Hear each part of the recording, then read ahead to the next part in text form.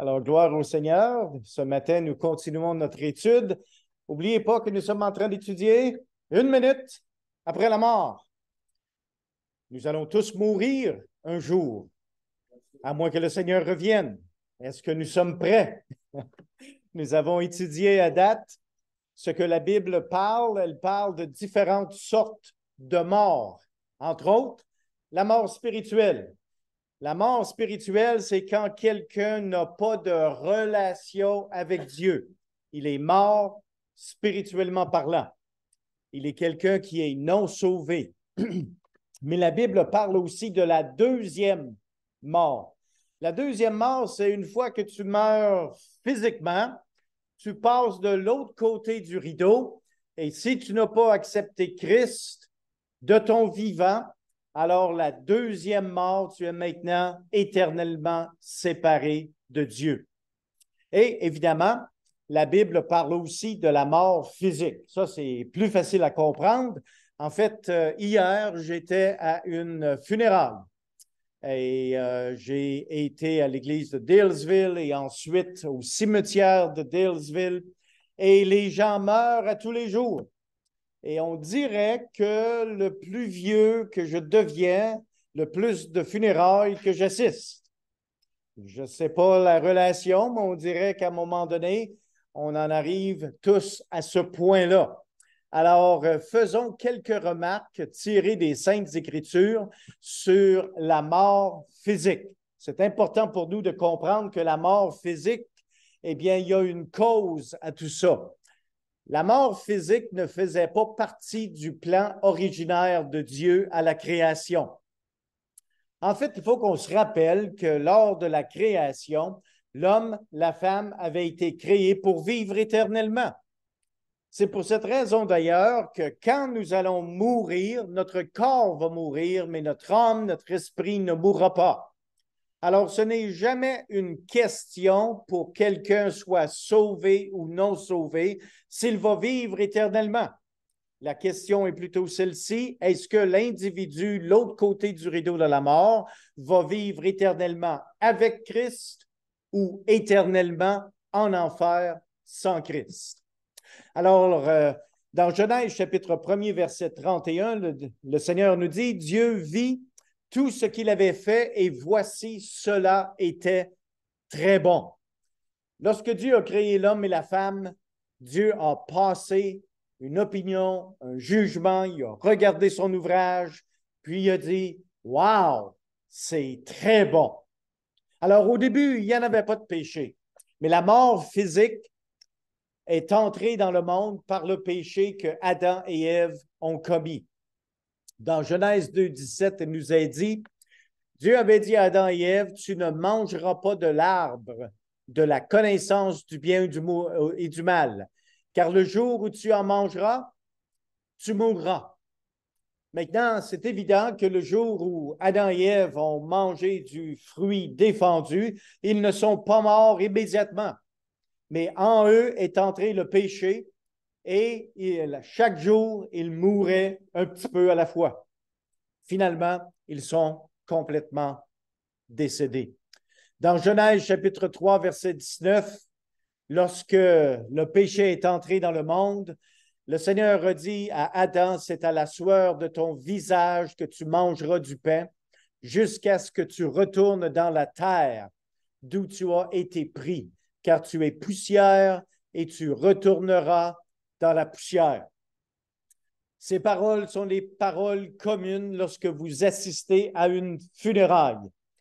Tu es poussière et tu es maintenant retourné à la poussière. Mais ça, c'est ton corps, ce n'est pas ton âme.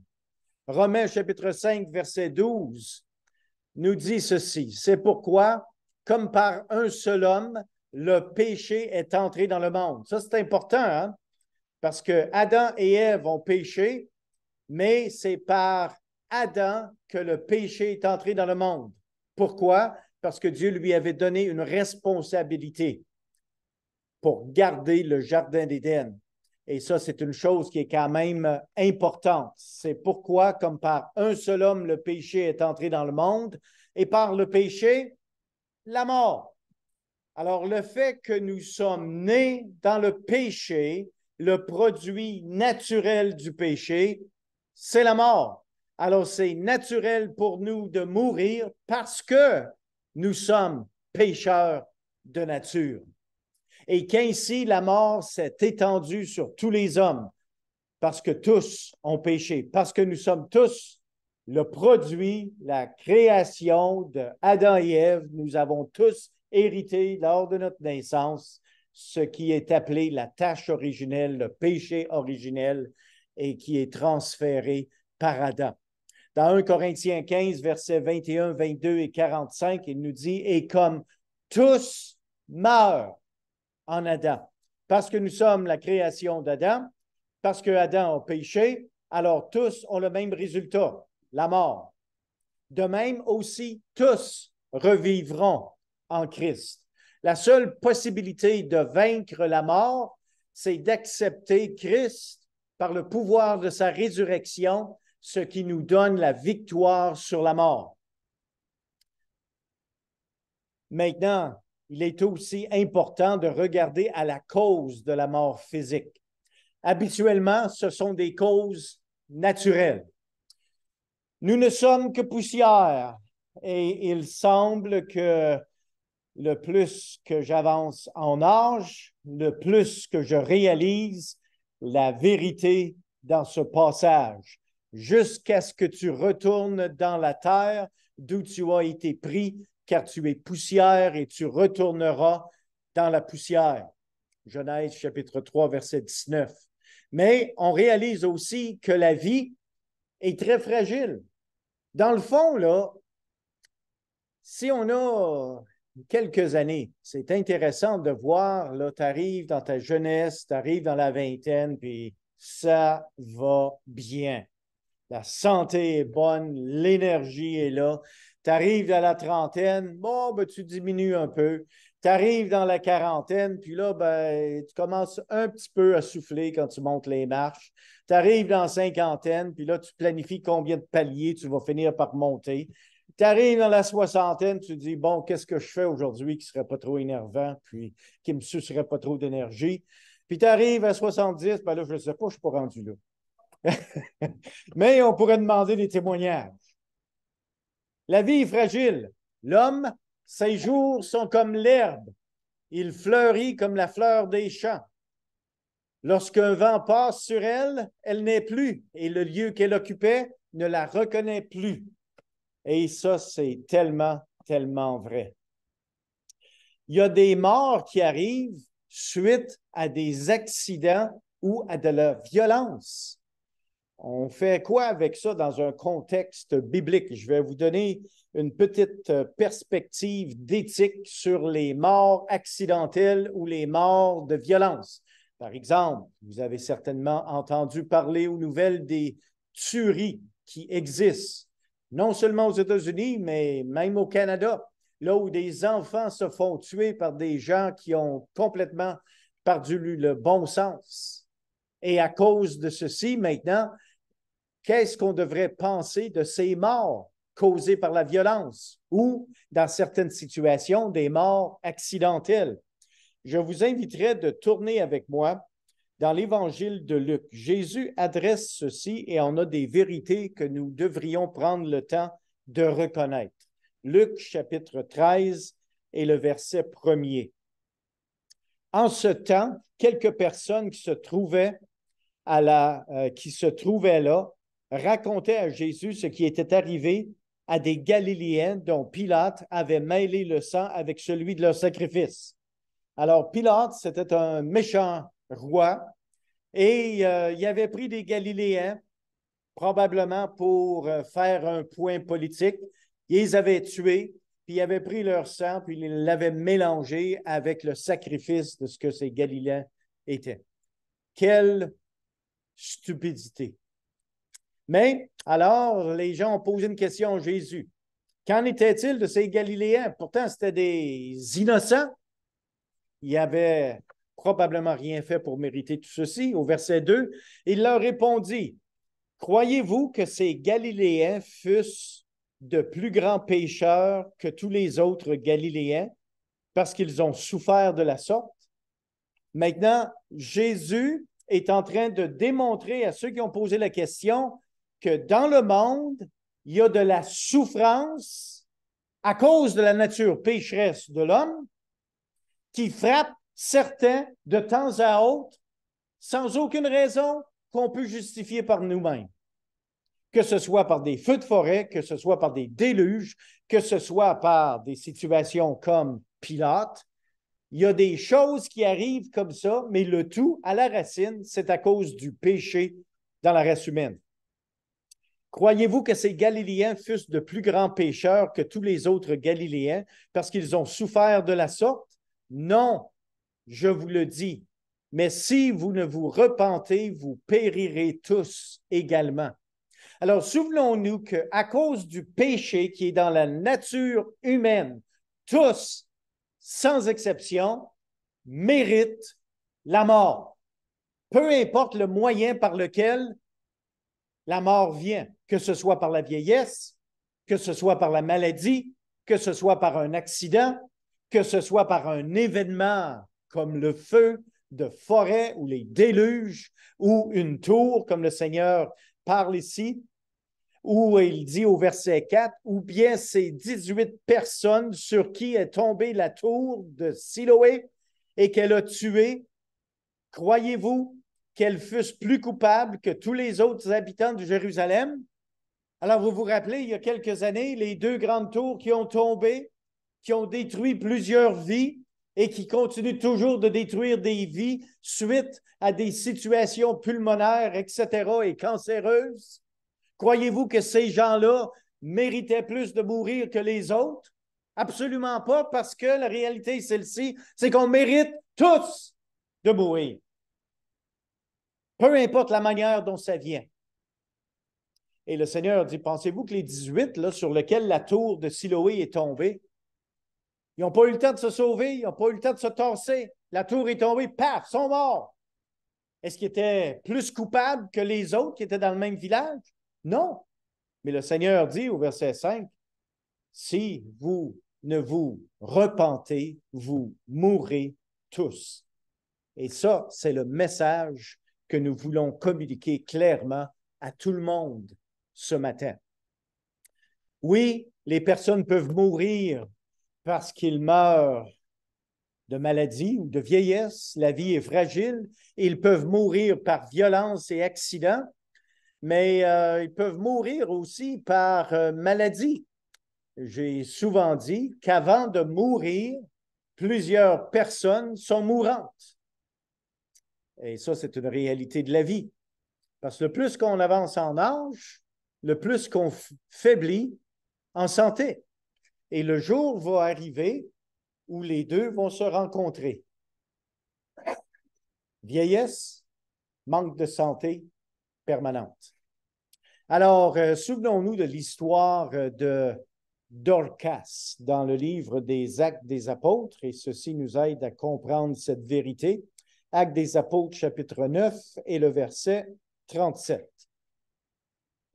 Dorcas, c'était une femme chrétienne, une très bonne femme qui servait le Seigneur. Puis, le verset 37 nous dit, elle tomba malade. Vous pouvez être un très bon chrétien et vous pouvez être malade. Ce n'est pas parce qu'on est chrétien qu'on ne deviendront pas malades. Ici, une très bonne chrétienne est devenue malade. Elle tomba malade en ce temps-là et mourut.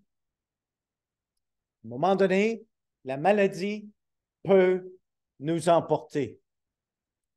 La chose qu'on ne sait pas, c'est quand ça va arriver.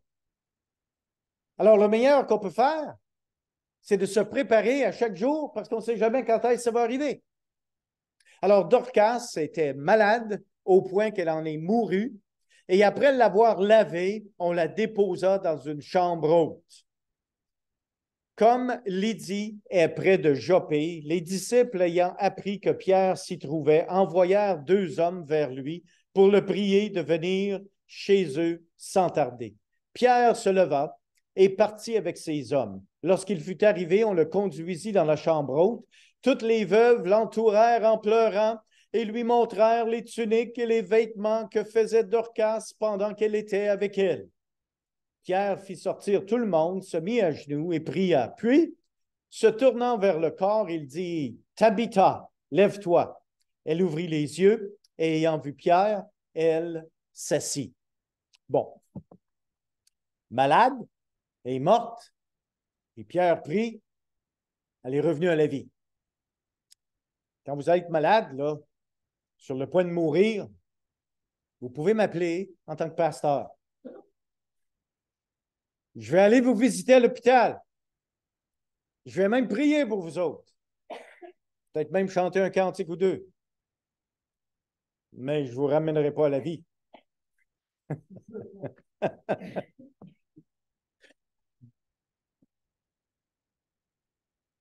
C'est une réalité, les amis. Malade, mourant.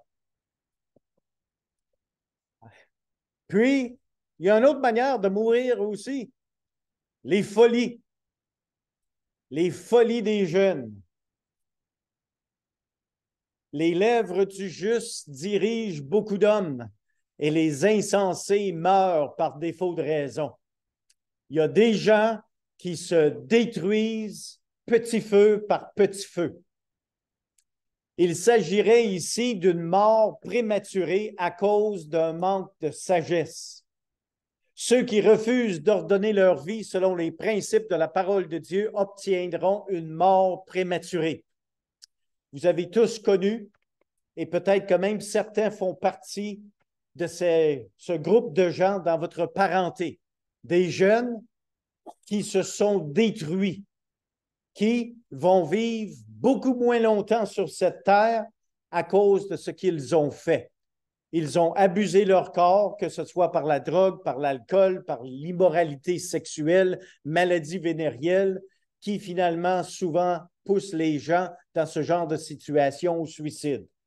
Tout ce genre de choses-là, ce sont des morts prématurées, des gens désespérés, des gens qui ont détruit leur vie. Les folies. Et beaucoup de gens dans leur jeunesse en font des folies, mais ce n'est pas juste les jeunes qui en font. Alors, quelle est donc la cause morale de la mort physique? Eh bien, c'est simple, c'est le péché. La mort est venue à cause de la désobéissance d'Adam, et c'est Genèse chapitre 2, verset 17, quand Dieu a dit, « Tu ne mangeras pas de l'arbre de la connaissance du bien et du mal, car le jour où tu en mangeras, tu mourras. » Souvenez-vous maintenant que dans le jardin d'Éden, il y avait combien d'arbres? Il y en avait plusieurs, mais deux très spécifiques.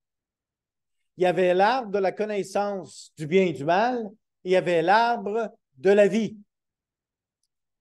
Adam et Ève ont participé, ont mangé du fruit de l'arbre de la connaissance du bien et du mal. Dieu les a chassés du jardin. Pourquoi? Pour pas qu'ils mangent du fruit de l'arbre de la vie éternelle, parce qu'ils auraient été éternellement dans le péché. La mort entra dans le monde par le péché. C'est exactement ce que Romains 5, versets 12 et 21 nous dit. C'est pourquoi, comme par un seul homme, remarquez ici là, que ça ne dit pas c'est par une seule femme, même si c'est Ève qui a péché en premier. C'est Adam qui avait la responsabilité. Par un seul homme, le péché est entré dans le monde et par le péché, la mort, et qu'ainsi la mort s'est étendue sur tous les hommes, parce que tous sont péchés. Le verset 21, afin que, comme le péché a régné par la mort, alors le péché égale la mort, ainsi la grâce régna par la justice pour la vie éternelle par Jésus-Christ, notre Seigneur. Alors, le péché égale la mort, la grâce égale le salut éternel en Jésus-Christ. La colère de Dieu sur l'iniquité conduit à la mort physique. Et la mort est le résultat du péché. Puis la convoitise, lorsqu'elle a conçu, nous dit Jacques, enfante le péché, et le péché étant consommé, produit la mort. Notez bien ici que depuis la chute d'Adam, la semence de la mort a été semée dans le corps de chaque être humain. C'est pour cette raison que certains enfants meurent. Et on va regarder le passage de Romains chapitre 5, versets 13 et 14. Regardons ce passage ici qui nous donne une autre vérité biblique à considérer.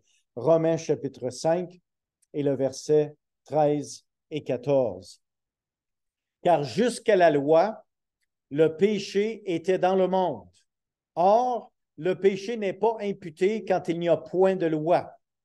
Cependant, la mort a régné depuis Adam jusqu'à Moïse. Même ceux qui n'avaient pas péché par une transgression semblable à celle d'Adam. Alors, même avant que la loi de Moïse est venue, la mort existait. Puis le texte ici nous dit même ceux qui n'avaient pas péché par une transgression. En d'autres mots, vous savez ce que ça veut dire? Ça veut dire que le monde va en enfer. Pourquoi? Parce qu'ils ont péché? Non. Le monde va en enfer parce qu'ils sont pécheurs. C'est dans notre être. C'est en chacun de nous la nature pécheresse. Voyez la différence? Et évidemment, lorsque nous grandissons, vieillissons, eh bien là, on accumule et on accumule et on accumule péché par-dessus péché et on empire notre situation. Mais au départ, on est déjà condamné à cause de notre nature pécheresse. Alors, à cause de ceci, un enfant n'a pas péché, commis un péché, mais il est pécheur. Et c'est pour cette raison que certains meurent à un bas âge. Celui qui exerce le contrôle absolu sur la mort, eh bien, c'est qui? C'est Dieu. Satan est incapable de vous tuer. Il peut vous faire souffrir, il peut vous tenter, il peut faire un paquet de choses, mais il ne peut pas vous tuer. C'est Dieu qui décide le moment de votre mort. 1 Samuel, chapitre 2, verset 6, nous dit « L'Éternel fait mourir et il fait vivre. » C'est un passage qui devrait nous tenir à cœur. Puis quand vous allez arriver à votre point de décès final, eh bien, vous n'avez pas peur que le diable est en train de vous attaquer puis de vous faire mourir. Il n'y a rien à faire avec votre mort. C'est Dieu qui décide quand tu vis puis quand tu meurs. Alors, quand on arrive à ce point-là, tu dis, merci Seigneur, je suis prêt. Il fait descendre au séjour des morts et il en fait remonter. Job, lui, au chapitre 14 et le verset 5, a dit, « Si ces jours sont fixés, si tu as compté ces mois, si tu en as marqué le terme qu'il ne saurait franchir. » Job avait très bien compris que dans le calendrier divin, eh bien, on est tous comme 1 litre de lait. Tu vas au magasin, tu achètes du lait, mais avant d'acheter le lait, si tu es sage, tu vas faire quoi? Tu vas regarder sur le petit tag qui tient le sac fermé, puis tu vas regarder la date d'expiration. Dans le calendrier divin, là, il y a plusieurs dates d'expiration. Il y en a une pour vous. On ne la connaît pas, mais à un moment donné, tu vas arriver à la date d'expiration pour toi dans le calendrier divin. Et c'est Dieu qui détient ce calendrier.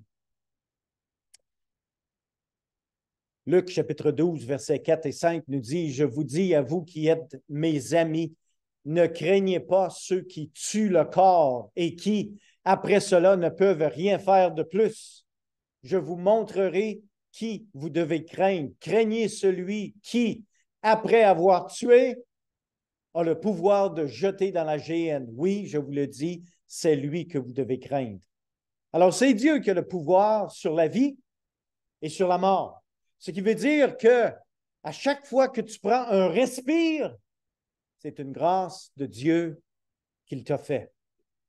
Mais le jour va arriver lorsque tu vas prendre ton dernier respire. Et ça, c'est dans le calendrier divin. Tout ce que tu peux faire, c'est de te préparer pour cette date. Et parce que tu ne sais pas quand ça va venir, tu dois toujours être préparé. Dans la parole de Dieu, nous voyons aussi la signification de la mort physique. Eh bien, la mort physique pour l'humanité, bien, c'est pour tout le monde, c'est général, c'est tout le monde qui meurt. Il y a juste une exception dans la Bible, c'est que si le Seigneur revient, eh bien, nous qui sommes toujours vivants, qui appartenons à l'Église du Seigneur Jésus-Christ, nous ne mourrons pas, mais nous allons être changés. Ça me rappelle une petite promotion qui était écrite au-dessus d'une pouponnière à une des églises anglophones où ma femme et moi assistaient à London, en Ontario. Et ça disait, nous ne mourrons pas tous, mais tous nous serons changés. Alors, il prenait la devise de changer la couche du bébé avant que les parents reviennent après le service. Tous nous serons changés. Alors, peut-être pris hors contexte, mais quand même, c'était rempli d'humour. Alors, la mort, eh bien, c'est inévitable. Ecclésiaste, chapitre 3, verset 2, nous dit, il y a un temps pour naître, il y a un temps pour mourir. C'est juste que tu ne sais pas quand est-ce que ça va être ton temps. Tu sais quand c'était le temps pour toi pour naître? Ma mère m'a dit que c'était le 29 novembre. C'est juste que je ne sais pas quand est-ce que ça va être mon temps pour mourir. Ecclésiaste chapitre 9, verset 5 nous dit, les vivants, en effet, savent qu'ils mourront. Vous savez, tu peux savoir quelque chose intellectuellement, mais ça ne veut pas dire parce que tu le sais que tu as hâte que ça vienne. Puis, c'est ce que j'ai remarqué souvent, non seulement à travers le ministère, mais dans les situations qu'on a vues, spécialement dans la dernière situation avec mon beau-père. C'est quelque chose qui s'est fait en quelque chose comme 26-27 heures. Puis, il y a une chose qu'il disait, c'est pas qu'il n'était pas prêt à s'en aller auprès de son Seigneur, mais il disait, c'est trop vite. Parce que en nous réside quand même le désir qui est attaché aux personnes, à notre situation ici, pas nécessairement à l'amour des biens matériaux, même si pour certains c'est important, mais ceux que tu aimes, tes enfants, tes petits-enfants. Alors, l'arrachement du corps de l'homme et de l'esprit, c'est pénible. Puis quand ça arrive vite, ben, j'aurais aimé ça, avoir un peu plus de temps. Tu sais, l'autre côté du rideau, tu as toute l'éternité, il n'y a rien qui presse. Mais ce côté ici, ça s'en vient vite. On vieillit, on devient de plus en plus faible, de plus en plus malade. Alors, on doit se préparer. Quand tu te réveilles le matin, dis, Seigneur, merci de la journée que tu m'as accordée. Aide-moi de la vivre entièrement pour toi, parce que ça pourrait être ma dernière journée. Eh bien, la mort physique, c'est un ennemi également. 1 Corinthiens 15, 26 nous dit, le dernier ennemi qui sera détruit, c'est la mort. On a plusieurs ennemis. On a, par exemple, la chair qui est en moi, les désirs charnels qui sont en nous à cause de notre nature charnelle. En plus, on a le monde qui est à l'extérieur de nous, qui est toujours là pour nous offrir des tentations et nous faire flancher. Il y a aussi le malin qui, lui, est là pour nous lancer des dards, pour nous faire fléchir. Puis, il y a aussi un quatrième ennemi que nous appelons la mort. Alors, c'est facile de s'en rappeler. Il y a le moi, le monde, le malin et la mort. 4 ennemis que nous avons qui sont clairement listés dans les Saintes Écritures. Et le dernier ennemi, bien, c'est la mort. Quelle est la signification de la mort physique pour les non-sauvés? Eh bien, c'est une perte de tous leurs biens matériaux. La philosophie épicurienne, vous savez, c'est quoi la philosophie épicurienne? C'est la philosophie qui nous dit en quelques mots, mangeons et buvons car demain nous mourrons. Alors, c'est la philosophie du plaisir. Et ça, là, c'est quelque chose qui est extrêmement populaire non seulement dans le passé, mais de nos jours. Tu vis pour faire de l'argent, pour dépenser, pour avoir du plaisir, pour faire un bon voyage à Las Vegas, puis devenir encore plus pauvre. C'est ça que le monde appelle ça le fun. Mangeons et buvons, car demain nous mourrons. Pensez-vous que c'est nouveau, ça? Pas du tout. Alors, la philosophie épicurienne dit que le bien suprême est le plaisir et le bonheur. Tout ce que le monde veut avoir, je vais avoir du plaisir dans le monde, puis je vais avoir le bonheur, puis je vais avoir de l'argent en masse à dépenser. Bien, ça, c'est la philosophie épicurienne. C'est la philosophie des non-sauvés. Puis, la mort, eh bien, c'est également pour les non-sauvés une évasion des malheurs de la vie. Il y a du monde qui encourt même jusqu'au suicide parce que c'est trop difficile de vivre ici-bas à cause des stupidités, des bêtises qu'ils ont fait souvent.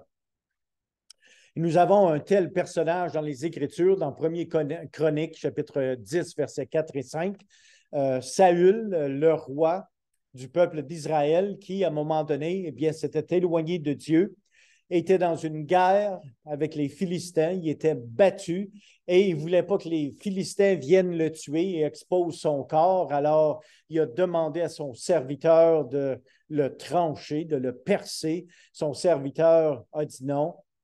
Alors, il a mis son épée, il s'est jeté sur son épée, il s'est tué lui-même. Alors, même des gens qui connaissent le vrai Dieu peuvent en arriver au suicide. Nous avons un exemple dans les Écritures en Saül. Saül avait une très bonne connaissance du Dieu vivant. En fait, pour un bout de temps, il l'avait servi. Apocalypse, chapitre 9, verset 10 nous dit, « En ces jours-là, les hommes chercheront la mort et ils ne la trouveront pas. Ils désireront mourir et la mort fuira loin d'eux. » À un moment donné, là, quand Dieu va juger la terre, il y a des hommes qui vont dire oh, on va mourir, mais ils vont essayer de mourir, puis ils ne pourront même pas se tuer eux-mêmes. Ça, là, c'est malheur par-dessus malheur. Eh bien, pour les non-sauvés, la mort est un prérequis du jugement à venir. Et comme il est réservé aux hommes de mourir une seule fois, après quoi vient le jugement.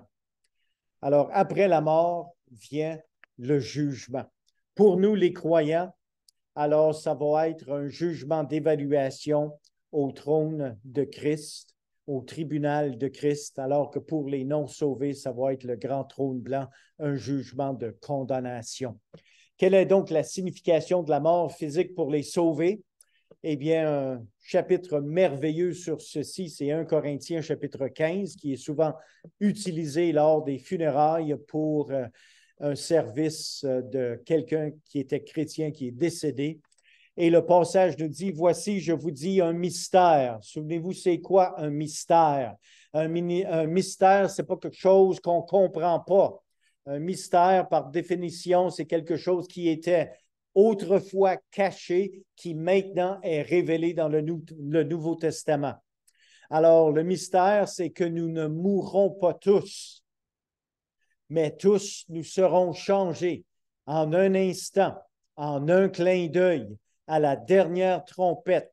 La trompette sonnera et les morts ressusciteront incorruptibles et nous serons changés, car il faut que ce corps corruptible revête l'incorruptibilité et que ce corps mortel revête l'immortalité.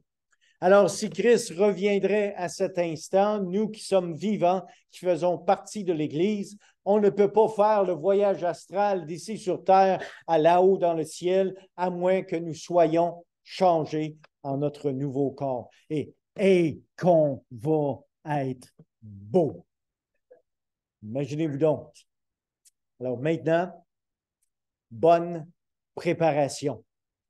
Le calendrier divin a un jour d'imprimé là où votre date d'expiration est déjà inscrite. Que le Seigneur vous bénisse, que sa grâce vous garde et soyez conduits dans votre planification pour votre temps de préparation lorsque ce temps arrivera, pour que vous puissiez être recueillis auprès de votre Maître qui vous dira « Bienvenue au ciel, bon et fidèle serviteur. »